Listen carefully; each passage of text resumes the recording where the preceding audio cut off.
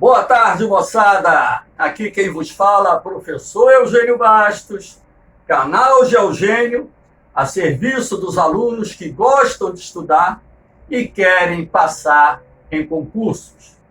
Moçada, dê aquela forcinha no canal, compartilhe os vídeos, se inscrevam no canal e acionem o sininho para receberem novas notificações.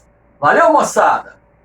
Dando continuidade aos estudos dos climas, irei falar no nosso encontro sobre os elementos do clima. Os fatores climáticos exercem influência nos climas. Os elementos estão contidos em todos os tipos de climas encontrados em nosso planeta. A variação das características dos elementos do clima estará direta e indiretamente relacionados aos fatores climáticos. Então, vamos estudar os elementos do clima, começando pela temperatura. Aqui nós temos as zonas climáticas da Terra, 3 zonas climáticas. Em vermelho, a zona quente, que é a zona intertropical, ou seja, aquela localizada entre os trópicos. As zonas temperadas, representadas aqui em amarelo, que estão localizadas entre os trópicos e os círculos polares, e as zonas frias, que se encontram acima dos círculos polares. A temperatura, ela varia de acordo com a latitude, com a altitude, com a continentalidade, com a maritimidade, em função também das correntes marinhas e até mesmo das massas de ar que atuam numa determinada região. Portanto, como nós temos uma aula específica sobre os fatores climáticos, não é preciso detalhar tanto como a temperatura pode variar em nosso planeta, em razão de nós estudarmos aqueles fatores que maior influência exercem na temperatura do nosso planeta, ok? Aqui nós temos a pressão atmosférica. Pressão atmosférica nada mais é do que o peso que o ar exerce na superfície terrestre. Acima das nossas cabeças existem bilhões de toneladas de gases. E vocês vão perguntar, por que não somos comprimidos, já que existem bilhões de toneladas sobre nós? Porque a pressão exercida nos nossos corpos vem de todos os lados e temos uma pressão interna adaptada à pressão do ambiente externo, onde nós vivemos. A pressão atmosférica pode variar de acordo com a temperatura. Por exemplo, se nós temos 2 áreas localizadas em altitudes semelhantes, a pressão atmosférica tende a ser menor na área mais quente. Por que isso? Porque o ar quente exerce o movimento ascendente. Ora, se o ar quente sobe, a pressão que ele vai exercer sobre a superfície diminui. Ao contrário de uma área fria. Aqui, ó. Olha o sentido da seta. Nas áreas mais frias, logicamente que o ar frio, por ser mais pesado, ele vai descer.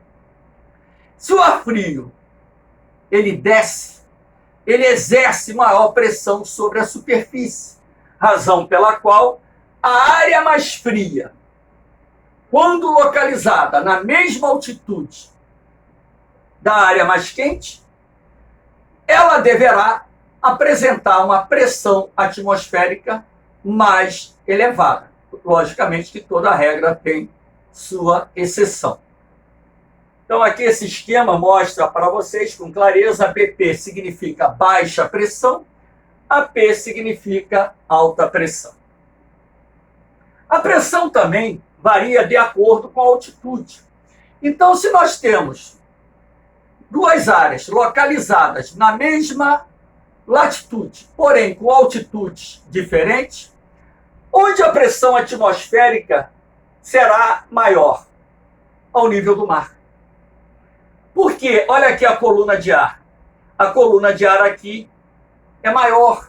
Basta lembrar também que os gases mais pesados se concentram em altitudes mais baixas. Razão pela qual a pressão atmosférica ao nível do mar, ela vai ser maior do que a pressão atmosférica localizada numa serra, numa cadeia de montanhas. De repente, quem já viajou já deve ter percebido isso. Quando você vai subindo a serra, dá aqueles estalinhos no ouvido. Isso se deve à mudança da pressão do ar e adaptação naquele momento do seu organismo àquela situação de mudança de pressão.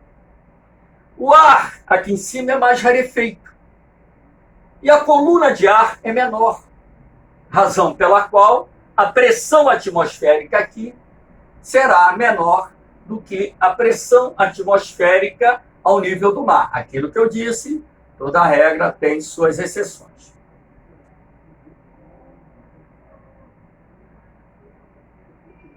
A pressão atmosférica, ela pode ser representada de duas formas. Os núcleos de baixa pressão nós chamamos de ciclone. Áreas ciclonais são aquelas receptoras de vento. Essas setas indicam que os ventos estão convergindo para o interior da célula de baixa pressão. As áreas de alta pressão são denominadas anticiclone. Vocês percebam nesse caso que as setas estão divergindo, ou seja, o anticiclone é uma área dispersora de ventos, razão pela qual pode-se concluir que o vento sempre irá soprar da maior para menor pressão atmosférica. Vento nada mais é do que o ar em movimento. Por que o ar se movimenta? Porque existe diferença de temperatura e pressão atmosférica em nosso planeta. Aqui eu coloquei um mecanismo simplificado dos ventos. Então você observa aqui, onde tem o ar quente, baixa pressão, e do lado de cá, onde tem o ar frio, alta pressão atmosférica.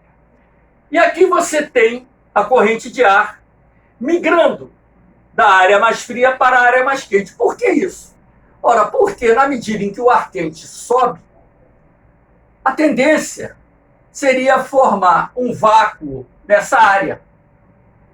Então, as moléculas de ar procedentes das áreas mais frias se propagam e preenchem esse espaço deixado pelas moléculas de ar quente que estão exercendo um movimento ascendente. Agora, na medida em que o ar quente sobe, ele vai se resfriando. Vai chegar num determinado momento em que esse ar vai retornar em direção ao centro de alta pressão. Mas isso aqui, centenas de metros de altitude, ou até mesmo alguns milhares de metros de altitude. Então, o ar frio, por ser mais pesado, ele vai descer, formando assim esse mecanismo de circulação de ventos. É um assunto um tanto quanto necessário que vocês pensem a respeito. E qualquer dúvida pode colocar lá a perguntinha no comentário que eu tiro. Os ventos, eles são classificados de diferentes formas. Aqui nós temos os chamados ventos planetários ou constantes, que são aqueles que sopram no mesmo sentido o ano todo.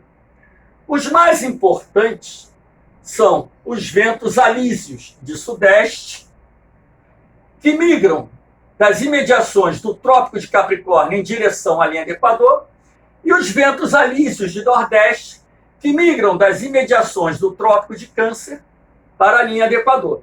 Nessa zona de encontro dos ventos alísios, temos a formação da zona de convergência intertropical, que é uma área de instabilidade atmosférica que será responsável pela elevada incidência de chuvas no entorno do equador terrestre. Ok? Migrando das imediações dos trópicos em direção aos círculos polares, nós temos os ventos de oeste ou poentes. Em algumas bibliografias chegam a citar os ventos contralísios, que migram no sentido oposto dos ventos alísios. E, migrando dos polos em direção aos círculos polares, nós temos os ventos polares. Os polares de este, como são chamados. Então, aqui nós temos essa dinâmica de circulação atmosférica que é representada pelos ventos planetários ou constantes. Aqui eu fiz uma representação da zona de convergência intertropical. Do lado de cá, o Trópico de Capricórnio, do lado de cá, o Trópico de Câncer, as setas vermelhas indicando os ventos alísios. E repare que, na medida em que esses ventos alísios se aproximam da linha do Equador, LE, uma região mais aquecida pelos raios solares, eles vão subindo. Ao subirem, se resfriam. Ao se resfriarem, o vapor d'água se condensa, formando nuvens, razão pela qual, no entorno do equador terrestre, nós temos uma zona de instabilidade atmosférica que explica o porquê da região equatorial do planeta registrar um alto índice pluviométrico. Aqui nós temos a imagem da Terra vista de satélite. Eu fiz aqui essa parte vermelha para mostrar o posicionamento da zona de convergência intertropical nessa época aí, estação no verão no hemisfério norte. A ZCIP está lá no norte da América do Sul. Os ventos temporários são aqueles que, numa determinada época do ano, sopram numa direção e na outra sopram na direção oposta. Ou também podem ser ventos diários. Durante um período do dia sopra numa direção, no outro período do dia sopra na direção inversa. Então comecei aqui falando sobre a brisa. A brisa é um vento muito fraco que se forma quando nós temos uma sequência de dias com tempo bom. Então, durante o dia, olha o sol aqui, a pressão atmosférica fica um pouco maior sobre o oceano, até mesmo porque a água demora mais tempo para se aquecer. Como as rochas se aquecem mais rapidamente, a temperatura do ar durante o dia fica mais elevada sobre o continente. E como nós vimos que o vento sempre sopra da maior para a menor pressão, você vai ter essa corrente de ar migrando do mar em direção ao continente. Essa é a brisa diurna ou brisa marítima. Durante a noite, olha a lua aqui, nós temos a chamada brisa terrestre, brisa continental, enfim. A água, ela tem um calor específico maior do que a rocha, então ela leva mais tempo para se aquecer, leva mais tempo para se resfriar, razão pela qual durante a noite a temperatura do ar fica um pouco mais elevada sobre o oceano e fica mais baixa sobre o continente. Então a pressão atmosférica aqui será maior sobre o continente e menor sobre o oceano, razão pela qual o vento muda de direção, ou seja, passa a soprar do continente para o mar. É a chamada brisa continental ou brisa terrestre. Aqui nós temos um outro vento temporário. As monções já caíram várias vezes em concursos. As monções são ventos que, durante uma determinada estação do ano, sopram do mar para a terra e, na outra estação, da terra para o mar. Então, nós temos as monções de verão, quando, então, os ventos sopram, nesse exemplo, que pega aqui o sul e sudeste da Ásia, do Oceano Índico e do Oceano Pacífico em direção ao continente asiático. Como esses ventos são procedentes de regiões oceânicas muito aquecidas, com temperaturas da água do mar em torno de 29, 30, 31 graus, esses ventos são muito úmidos e eles transportam nuvens carregadas que irão provocar muita chuva durante 5 a 7 meses do ano, dependendo da área. Essas monções de verão são de suma importância para essa região, onde se concentra boa parte da população mundial. E muitos trabalhadores dependem da agricultura para tirar o seu sustento. Se as monções de verão atrasarem ou ficarem mais fracas, aí teremos enormes prejuízos para os produtores rurais. Todavia, quando as monções de verão são muito fortes, causam inundações, perdas materiais, perdas de vidas, enfim. No inverno, o processo se inverte. A pressão atmosférica fica mais alta no continente e fica menor no oceano. Então, os ventos passam a soprar do continente para o mar. Como são ventos continentais procedentes da Ásia Central, esses ventos são secos, razão pela qual, durante o período de inverno, nós temos pouca chuva no sul e sudeste da Ásia.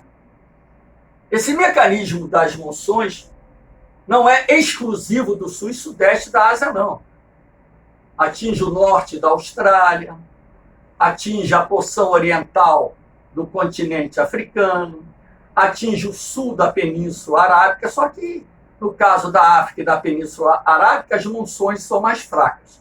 Quando se fala em monções, normalmente nós trabalhamos esse exemplo do sul e sudeste da Ásia, que inclusive é conhecido como Ásia das monções. Moçada, espero que tenham gostado da aula. Essa aula está dividida em 2 partes e no nosso próximo encontro continuaremos falando sobre os elementos do clima. Lembrando que a velocidade do vento sempre será determinada pela diferença da pressão atmosférica existente entre 2 áreas. É por isso que tem dia que venta forte, tem dia que venta fraco. Espero que tenham gostado desse encontro. Dê um like, compartilhem o vídeo, se inscrevam no canal, acionem o sininho e fortaleçam o canal Geogênio a serviço de quem gosta de estudar e passar em concurso. Valeu, moçada! Tamo junto e misturado. Fui!